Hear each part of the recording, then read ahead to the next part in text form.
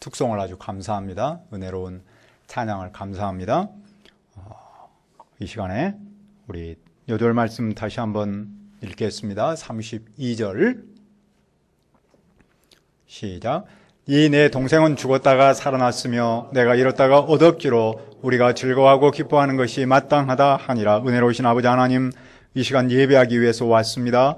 성령 하나님께서 우리와 함께 하시고 한 말씀을 허락하여 주옵소서. 감사하고 예수님의 이름으로 기도합니다. 아멘. 어떤 딸이 엄마 속을 썩이자 엄마가 딸한테 말합니다. 너도 결혼해서 꼭 너 닮은 딸을 꼭 낳아봐라. 그러면 이 엄마의 마음을 알 것이다. 사실 딸인데도 엄마의 마음을 안다는 것은 참 쉽지 않습니다. 그 점에서 우리는 하나님 아버지의 아들, 딸입니다. 하나님 아버지의 아들, 딸인 우리는 우리의 아버지 하나님의 마음을 얼마나 알까요? 그리고 그 아버지 하나님의 마음은 무엇입니까? 모든 세리와 죄인들이 말씀을 들으러 예수님께 가까이 왔습니다. 세리는 세금을 징수하기 위해 고용된 사람입니다. 그들은 자신의 수입을 위해서 고용주가 요구한 금액보다 더 많이 거뒀습니다. 보통의 사람은 그 일을 옳지 않게 여겼습니다. 하지만 그 일을 너무나 공개적으로 하기 때문에 불평을 못했습니다. 죄인들은 명예롭지 못한 직업을 가진 사람이나 매우 정직하지 않은 사람을 말합니다. 그들은 불법적 성행위를 통해 돈을 벌었습니다. 당시 세리와 죄인은 사회적으로 비난을 받았습니다. 그런 그들이 예수님의 말씀을 사모했고 예수님께 왔습니다. 종교 지도자들의 반응은 무엇입니까? 그들은 수근거렸습니다. 예수님께서 죄인을 영접하고 음식을 같이 먹기 때문입니다.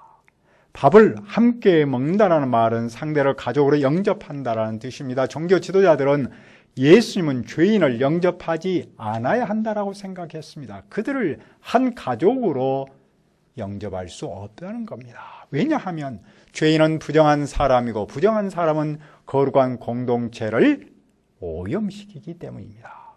그렇게 생각했습니다. 이런 그들의 사고의 뿌리에는 잘못된 신학이 있었습니다. 그들은 하나님 아버지에 대해서 대단히 편협한 생각을 품고 있었던 거죠. 그들은 하나님은 죄인을 찾지 않고 용서하지 않는다고 생각했습니다. 그들은 하나님은 자기들처럼 괜찮은 사람만 하나님 나라의 잔치로 인도한다라고 여겼습니다. 그래서 그들은 죄인을 영접하지 않았고 죄인을 영접한 예수님을 배척했습니다. 예수님은 그들을 어떻게 깨우치셨습니까? 예수님은 세 가지 비유로 말씀하셨습니다. 첫 번째는 무엇입니까? 어떤 사람이 양 100마리를 가지고 있는데 그 중에서 한 마리를 잃었습니다. 그는 99마리를 두고 그 잃은 양을 찾을 때까지 찾습니다. 산술적 개념으로는 이해할 수 없죠. 하지만 목자는 양을 산술적 가치가 아닌 절대적 가치로 평가합니다. 목자는 그 한 마리를 찾으면 즐거워 어깨에 메고 집으로 옵니다. 친구와 이웃을 불러 말합니다. 나와 함께 기뻐해 주세요. 잃었던 양을 찾았습니다. 목자는 친구들이 자기와 함께 기뻐하기를 바랍니다. 예수님은 이 비유를 통해 무엇을 가르치십니까? 7절을 보십시오. 내가 너에게 이르노니 이와 같이 죄인 한 사람이 회개하면 하늘에서는 회개할 것 없는 의인 99으로 말미암아 기뻐하는 것보다 더하리라. 이런 양 한 마리를 찾는 일을 한 사람의 회개로 받았습니다. 하늘에서는 회개할 필요가 없는 의인 99보다 회개하는 죄인 한 사람을 두고 더 기뻐합니다. 예수님은 종교 지도자들이 그 기쁨에 함께 하기를 바랍니다. 두 번째 비유는 무엇입니까? 10 드라크마를 가진 여인이 하나를 잃으면 등불을 켜고 집을 쓸며 찾을 때까지 찾습니다. 드라크마는 헬라의 은돈인데 로마의 데나리온과 같습니다. 그러니까 노동자의 하루 품삯이죠. 양 한 마리는 한 드라크마보다 비쌌지만 수적인 가치에서는 한 드라크마가 한 마리 양보다 10배나 더 비싸죠. 당시 여인은 은돈 10개를 결혼 선물로 받았습니다. 그러니까 금전적 가치와 함께 결혼 반지처럼 정서적 가치가 있었습니다. 그런 한 드라크마를 잃어버린 일은 금전적 가치와 함께 정서적 가치를 볼 때 매우 슬픈 일이었습니다. 그러니 한 드라크마를 찾으면 친구와 이웃을 불러 말합니다. 나와 함께 즐기자. 잃은 돈을 찾았다. 이 비유에서 가르치려는 바는 무엇입니까? 10절을 보십시오. 내가 너희에게 이르노니 이와 같이 죄인 한 사람이 회개하면 하나님의 사자들 앞에 기쁨이 되느니라. 이런 한 드라크마를 찾는 일을 한 사람 죄인이 회개하는 일로 표현하고 있습니다. 죄인 한 사람이 회개하면 하나님의 천사들이 기뻐합니다. 예수님은 종교 지도자들이 이 기쁨에 함께하기를 기대하십니다. 세 번째 비유는 무엇입니까? 어떤 사람에게 두 아들이 있었습니다. 그 둘째가 아버지에게 유산을 미리 달라고 했습니다.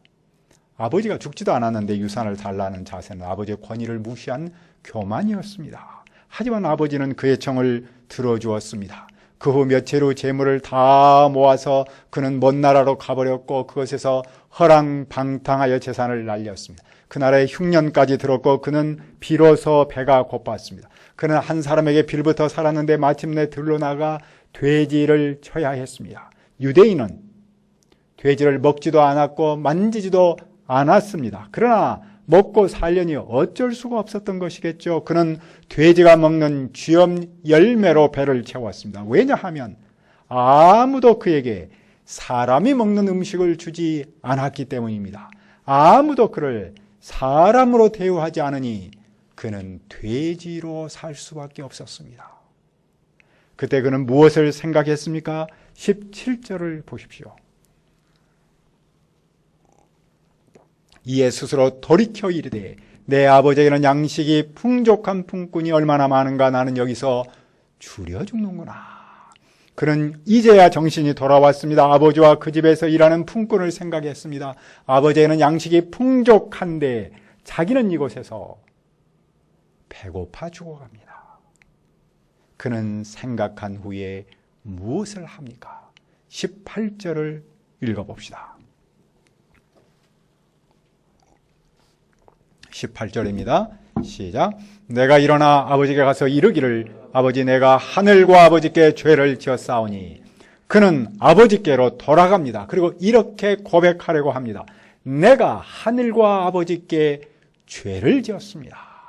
그는 비로소 죄를 생각했습니다. 하늘은 하나님이 계시는 그곳입니다. 그는 하나님을 생각했고 하나님께 죄를 지었음을 생각한 겁니다. 그리고 아버지께 죄를 지었음 또한 깨닫습니다.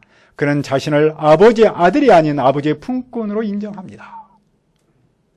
그러나 아버지는 그를 어떻게 맞이했습니까? 아버지는 아직도 거리가 먼데 그를 보고 측은히 여겨 달려와 목을 안고 입을 맞추었습니다. 아버지는 그를 마음으로 영접하고 환영했습니다. 아들은 아버지께 자기 실존을 고백했습니다. 내가 하늘과 아버지께 죄를 지었습니다. 지금부터는 아버지의 아들이라 일컬음을 감당하지 못하겠습니다. 그는 아들로서 자격 없음을 고백했습니다.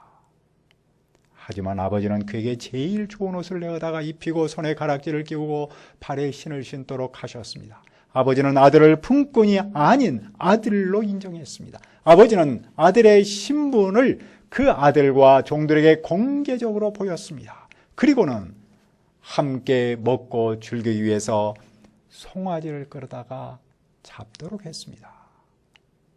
아버지는 왜 그렇게 했습니까? 24절을 보십시오. 이 내 아들은 죽었다가 다시 살아나셨으며 내가 잃었다가 다시 얻었노라 하니 그들이 즐거워하더라. 그 아들은 죽었다가 다시 살아났습니다. 아버지는 잃었던 아들을 다시 찾았습니다. 사람들은 그 말을 듣고 함께 기뻐했습니다. 그런데 맏아들은 어떻게 반응했습니까?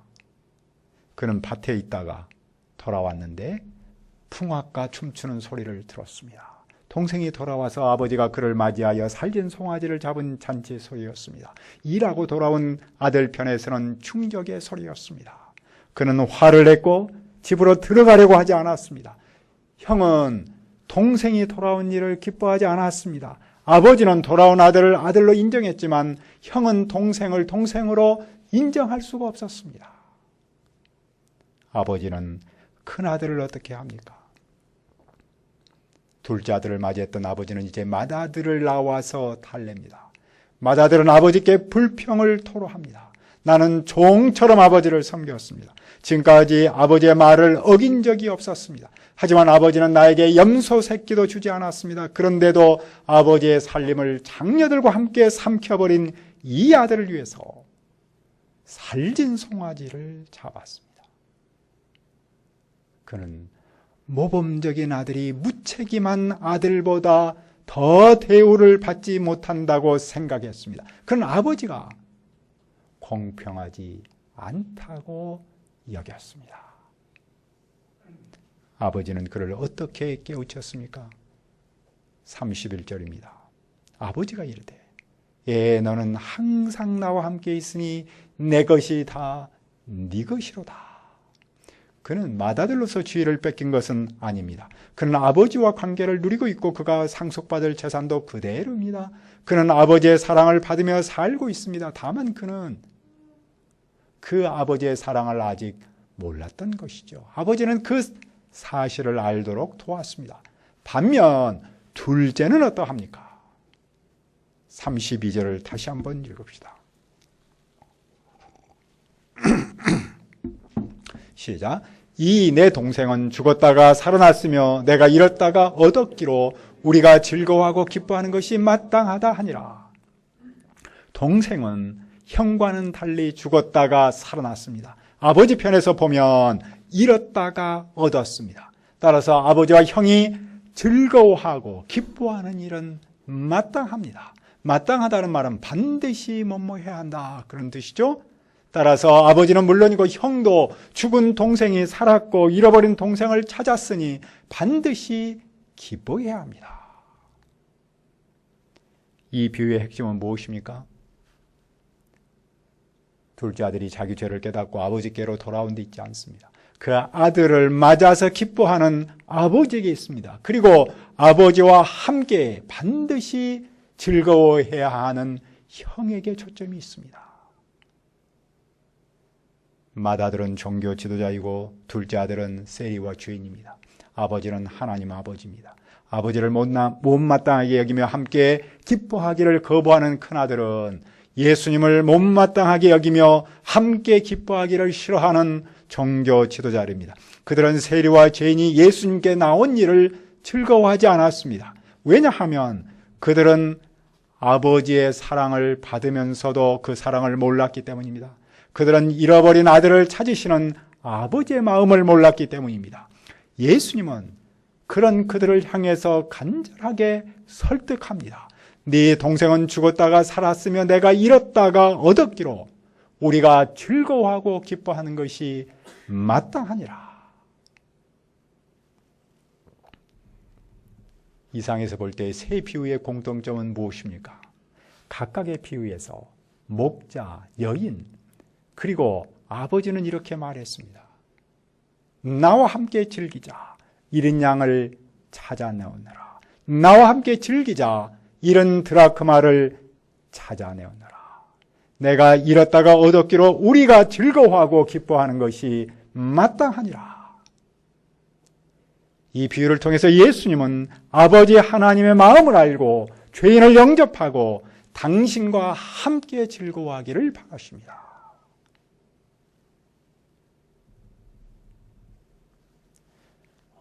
네덜란드 화가 렘브란트라는 사람이 있습니다. 그가 그린 돌아온 탕자라는 그림이 있습니다. 잘 보이십니까? 탕자를 영어로는 그 프로디길 뭐 그렇게 표현하죠. 그러니까 리턴. 이건 렘브란트가 이렇게 그린 그림입니다. 그런데 그 그림의 등장인물이 이렇게 나오죠. 딱 우리가 모든 사람이 다 알 수 있는 분은 아버지와 돌아온 둘째 아들, 해석이 아주 분분합니다. 특별히 누가 큰아들이냐에 대한 해석이 아주 분분하다고 하는군요.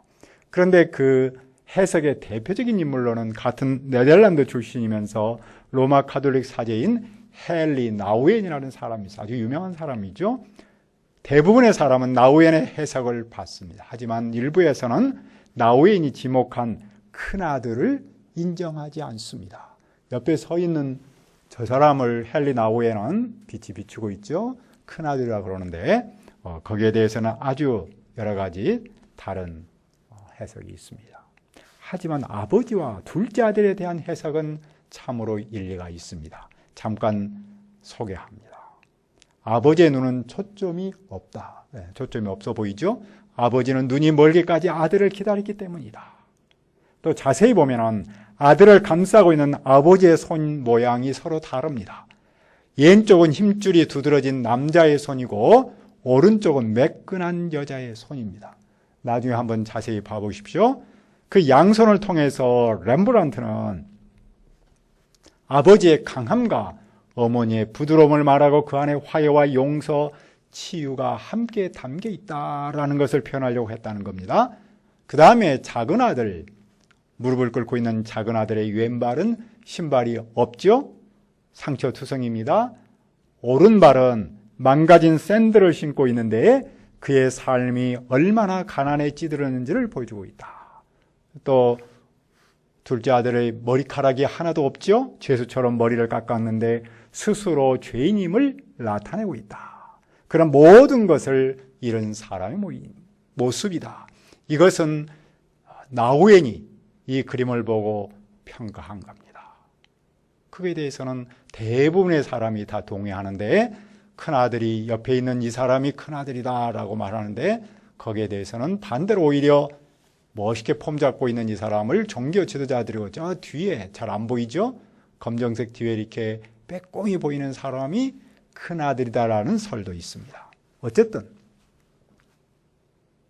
이 그림을 보면 누구나 렘브란트의 그림을 보면서 또는 이런 나우엔의 해석에 다 공감할 겁니다. 다시 말해서 죄인을 영접하고 감싸는 아버지의 사랑을 깊이 깨달을 수 있다는 겁니다. 오늘 말씀 앞에서 우리의 모습을 볼 수 있습니까? 카르텔이라는 말을 알죠? 카르텔. 본래는 서로 적대하는 국가들 사이에 체결한 서면 조약을 뜻했다는군요. 이것이 서로 다른 정당들이 공동 목표를 위해서 연합체를 구성하는 그런 뜻으로 바뀌었습니다. 최근에는 부정적인 의미로 파벌, 패거리 이런 말을 할 때 쓴다고 해요. 예를 들어서 정치 권력, 언론 권력 또는 학벌, 인맥 이런 것들을 통한 기득권 파벌이라고 할 때에 기득권 카르텔이라는 말을 쓴다고 하는군요. 그 점에서 볼 때 예수님은 당시 종교 기득권 카르텔과 싸우셨던 겁니다. 그런데 어떤 사람은 오늘의 교회를 향해 교회에도 기득권 카르텔이 있다라고 말합니다. 교회의 문턱이 높아졌다라는 말도 합니다. 참으로 우리가 들을 때는 불편한 말들이죠.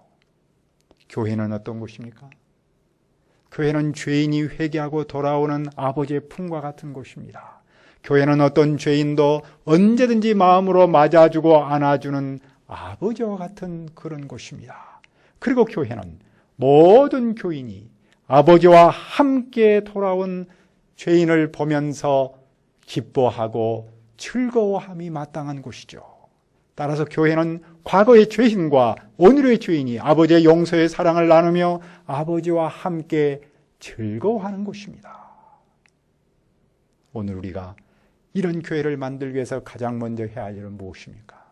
그것은 말할 것도 없이 죄인을 기다리는 아버지, The waiting father, 잃어버린 아들에 대한 아버지의 간절한 사랑, 그것을 먼저 영접해야겠죠. 그래야 우리가 즐거워하고 기뻐하는 것이 마땅하다라는 이 말씀을 현장에서 실천할 수 있기를 기도합니다. 은혜로우신 아버지 하나님, 이 시간에 죄인을 기다리는 아버지, 잃어버린 아들에 대한 아버지의 간절한 사랑을 배웁니다. 그 마음을 우리가 영접하게 도와주시옵소서. 그래야 우리의 교회가, 우리 자신이 즐거워하고 기뻐하는 것이 마땅하다라는 말씀을 실천할 수 있도록 인도하여 주옵소서. 감사하고 예수님의 이름으로 기도합니다. 아멘.